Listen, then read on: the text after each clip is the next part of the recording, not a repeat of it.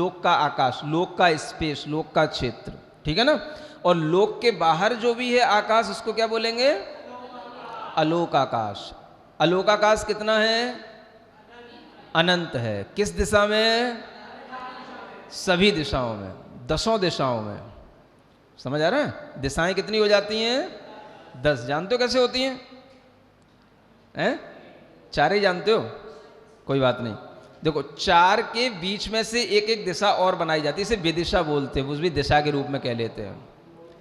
जैसे ये पूर्व हो गया, ये पूर्व दिशा हो गई, ये दक्षिण हो गई, ये पश्चिम हो गया, ये उत्तर हो गया, और इनके बीच में जो एक है ना विदिशाएं होती हैं, पूर्व और दक्षिण के बीच में एक दिशा, ऐसी ऐसी एक क्रॉस क्रॉस करके लाइन और खींच दो, तो 8 दिशाएं ये हो जाती हैं, एक ऊपर की दिशा और एक नीचे की दिशा, ऐसी 10 दिशाएं कहलाती हैं।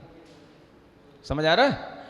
10 दिशाओं में आकाश द्रव्य फैला हुआ है ना।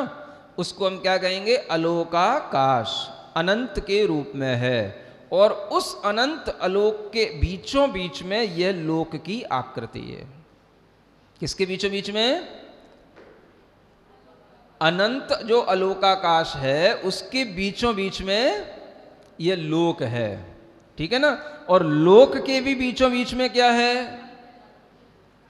मध्य लोक है। समझ आ रहा है? और मध्य लोक के भी बीचों बीच में क्या है? मध्य लोक तो पूरा हो गया ना, बड़ा। अब आपको बताएंगे मध्य लोक के बीचों बीच में क्या है।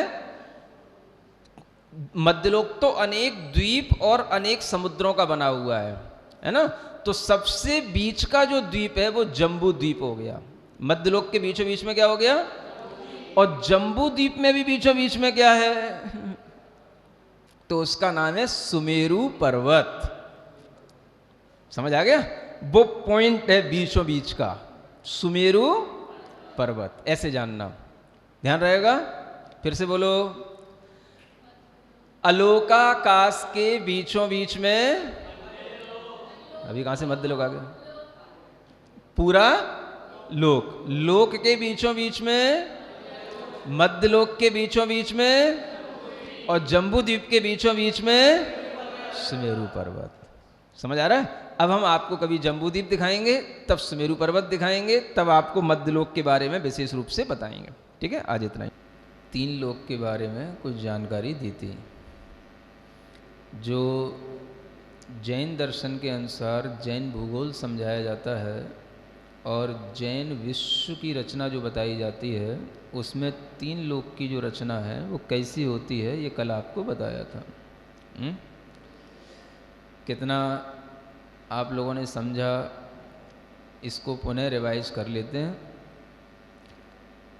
एक बार फिर से ध्यान देंगे, फिर से सुनेंगे, ताकि जिन लोगों ने पहले सुन रखा है उन्हें और अच्छे ढंग से समझ में आ जाए, और जो लोग पहली बार सुन रहे हैं उन्हें भी फिर से समझ में आ जाए। तो ये 3 लोक की रचना के लिए जो लोग सुन चुके हैं उनसे ही पूछ रहा हूँ कि ये 3 लोक को समझाने के लिए हमने कुछ 2-3 तरह के उदाहरण बताए थे कि 3 लोक की रचना कैसे बनती है। बताओ कैसे बनती है। एक तो डमरू का उदाहरण दिया था। कैसा दिया था? हाँ बताओ। हाँ, माने 3 लोक की जो ये रचना दिख रही है, एक तो हम डमरू के उदाहरण से समझा सकते हैं। डमरू के आधा पीस करके एक आधा पहले डमरू रख दो, उसके ऊपर पूरा डमरू रख दो, तो जो शेप बनेगी वो क्या हो जाएगी? 3 लोक की शेप होगी। ठीक है ना। डमरू, उसको 2 पोर्शन किए, और जो आधा है आधा के ऊपर पूरा वाला रख दो। समझ आ गया? दूसरा उदाहरण दिया था, गिलास का उदाहरण दिया था। कैसे? उल्टा गिलास, फिर सीधा गिलास, फिर उल्टा गिलास। क्या कह रहा है? ठीक है ना। तीसरा उदाहरण दिया था, हाँ, कि जो हम अगर पैर फैला करके थोड़ा सा अपने कमर पे हाथ रख करके खड़े हों, तो जो शेप बनेगी वो भी 3 लोक की शेप हो जाएगी। समझ आ गया? ये 3 उदाहरण है। आप लोग कभी मंदिरों में 12 भावना लिखी रहती, राजा राणा छत्रपति हाथन के असवार, पढ़ते हो? कभी पढ़ी भावना है? कुछ नहीं पढ़ते। आजकल के बच्चे बिल्कुल अननोन रहते हैं हर चीज़ से, है ना। मंदिर की दीवारों पे भी क्या लिखा रहता है कभी नहीं पढ़ते। कभी नहीं सुनी भावना? सुनिए, 1-2 लोगों ने सुनी है। तो उसी 12 भावना में एक लोक भावना में ये एक भावना आती है, 14 राजु उतंग नव लोक पुरुष संठान, या में जीव अनादितें भरमत है बिन ज्ञान। एक दोहा है छोटा सा, याद हो जाएगा। क्या सुना? 14 राजु उतंग नव, यानी यह जो लोक है नीचे, बॉटम टू हेड, ये कितना हाइट है इसकी? 14 राजू इसकी हाइट होती है टोटल। 14 राजू उतंग नव, ये इसका अर्थ है। ठीक है। लोक पुरुष संठान, है ना। जो लोक जो है ये पुरुष के संठान माने पुरुष के आकार का है। वही पुरुष का आकार, कमर पे हाथ रख करके दोनों पैर फैला करके खड़े हुए, तो ये बना पुरुष का आकार। तो ये कहलाता है लोक पुरुष संठान। संठान माने संस्थान, आकृति, है ना। या में जीव अनादितें, इसमें कौन भ्रमण कर रहा है, कौन घूम रहा है इसमें? जीव। एक जीव के अनंत जीव? अनंत जीव। समझ आ रहा है? अपन भी उस अनंत में शामिल है कि अलग है? इसी में शामिल है ना, अनंत में। या में जीव अनादितें, अनादितें माने अनादि का मतलब, अनादि माने जिसका कोई अंत ना हो, नहीं प्रारंभ ना हो, सिंस बिगिनिंग लेस टाइम। इसमें क्या कर रहा है जीव? अनादितें भ्रमण कर रहा है, घूम रहा है। समझ आ रहा? तुम तो छोटी मोटी रास्तों पे घूमते हो, जो जीव है अपना आत्मा वो पूरे 14 राजू प्रमाण, ये जो ऊंचाई वाला, और इसका अभी घनफल बताऊंगा, 343 घन राजू इसका घन निकलता है। इसका जब अपन क्यूब निकालते हैं ना, तो ये 343 इसका घन राजू प्रमाण ये होता है। तो इस लोक में यह जीव अनादि काल से भ्रमण करता है। क्यों? तामे जीव अनादितें भरमत है बिन ज्ञान, ज्ञान नहीं है इसलिए घूमता रहता है। ठीक है ना। तो आपको ज्ञान दिया जा रहा है किस लिए?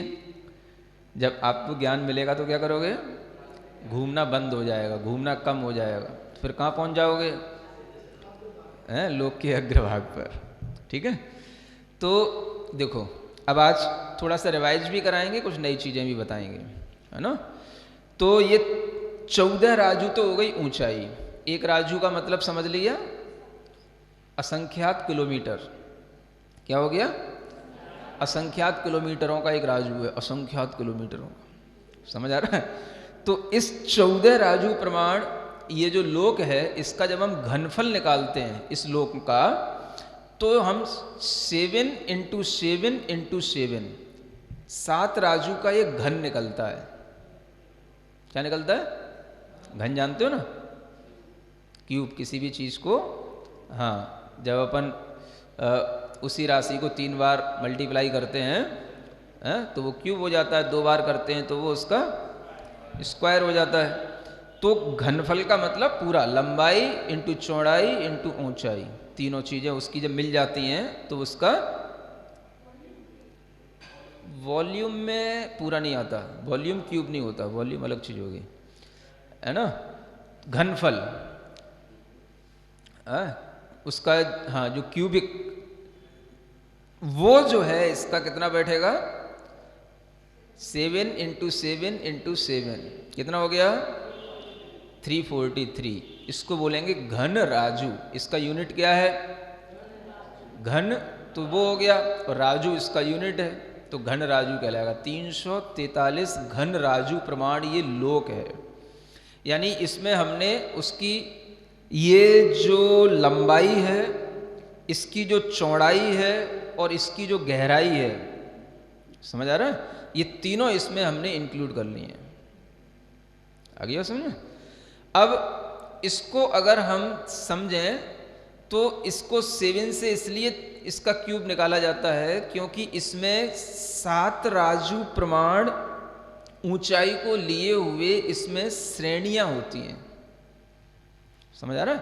ऐसी लाइनिंग होती हैं जो 7-7 राजू की बनी हुई होती हैं, है ना। अगर हम उनको, जैसे हमें ये जितना बाहर दिखाई दे रहा है, हा? अब हम इसकी ये पूर्व हो गया, ये पश्चिम हो गया, ये दक्षिण पोर्शन हो गया, ये उत्तर का हो गया, ठीक है ना। जब हम इसके बॉटम पर देखते हैं तो हमें ये इसकी जो ये पूरी इसकी लंबाई ये कितनी है, 7 राजू है। ये इसका फैलाव कितना है, ये पूरा 7 राजू है, ठीक है ना। अब इसका जो फैलाव है 7 राजू, जब हम इसको ऊपर ऊपर ऊपर ऊपर यहां तक लाए, ये जो मध्य लोक आ गया, जहां पर इसकी अंतिम नोक इसकी निकल रही है, अंतिम इसकी नोक निकल रही, दोनों मिल रहे हैं, जहां पर ये क्या हो गया, मध्य लोक, दोनों बीच में मिल रहे हैं, ठीक है ना। तो यहां तक आते हुए ये 1 राजू रह गया ये। अब यहां पर इसकी ऊपर जो विड्थ है ये कितनी रह गई, ये 1 राजू रह गई, ठीक है ना। यहां कितनी थी, 7 राजू, ऊपर घटते घटते कितनी रह गई, 1 राजू रह गई, ठीक है ना। लेकिन जब हम इसके भीतर देखेंगे अंदर, अब ये तो हमको पूरा पश्चिम का दिख रहा है, जब हम आपको 3 डायमेंशन दिखाएंगे तो उसमें उसका अंदर का भी, जो कहना चाहिए साउथ नॉर्थ और उसके अंदर की जो गहराई, तो जो अंदर भी जो गहरा है पीछे की तरफ, वो जो है सर्वत्र उसकी 7 राजू है। अंदर जो इसकी गहराई होगी वो कितनी है, 7 राजू है। समझ आ रहा है? तो इस तरह से ये एक जो है सिलेंडर समझ लो, इसका अगर आप घनफल निकालोगे तो ये इसी तरीके से निकलेगा। एक आधे पोर्शन का पहले इसका निकाल लें और फिर इसके ऊपर के आधे पोर्शन का निकाल लेंगे तो 343 घन राजू निकलेगा। समझ आ रहा है? इसका एक तरीका ये होता है, मैथमेटिक्स पढ़े हो? कौन कौन पढ़ा? सब पढ़े? अच्छा देखो इसका घनफल निकालने का तरीका, ये नीचे की इसकी जो लेंथ है ये कितनी है, 7, ऊपर कितनी हो गई, 1, है ना। अब हम इसको जब टोटल करेंगे तो 7 + 1/2 बचेगा कितना, 4। समझ आ रहा है? और 4 के साथ में 7 राजू इसकी ऊंचाई हो गई, 7 राजू इसकी क्या है, ऊंचाई। तो 4 × 7 28। अब 7 राजू की उसकी डेप्थ है, समझ आ रहा है? तो 28 × 7 कितना हो गया, 196। ये रखो, ये इतने पोर्शन का घनफल निकल गया, क्यूब आ गया। समझ आ रहा है? इसी तरीके से ऊपर के पोर्शन का निकालेंगे। उसको पहले निकालने के लिए समझें कि ये ऊपर तक एक जैसा नहीं है। अब ये 1 राजू से ऊपर बढ़ना शुरू होता है तो यहां पर आकर के 5 राजू हो जाता है। समझ आ रहा है? यहां पर कितना हो गया, ये 5 राजू, और फिर ये कम होता होता 1 राजू हो गया। समझ आ रहा है? तो अब हम इसका घनफल निकालने के लिए क्या करेंगे, इतने पोर्शन का पहले हम निकालते हैं।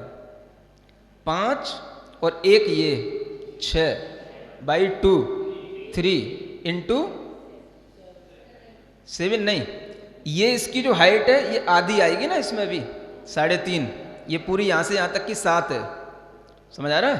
तो ये कितनी आएगी, 7/2। तो 3 × 7/2, समझ आ रहा है, 21/2। आगे बात समझ में? फिर जितनी ये 21/2 उतनी ये आएगी 21/2 ऊपर के पोर्शन की। समझ आ रहा है? उसको डबल कर दो, कितना हो गया, 21 होएगा। उसकी जो हमने फिर डेप्थ × 7, जो अंदर डेप्थ है, समझ आ रहा है? तो 21 × 7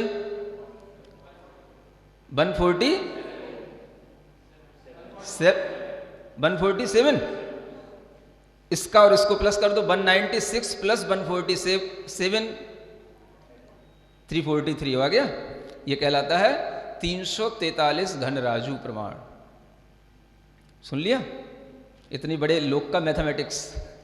हाँ, अब ये गोल नहीं है, लोक जो है गोल नहीं है, लोक कैसा है? चौकोर है।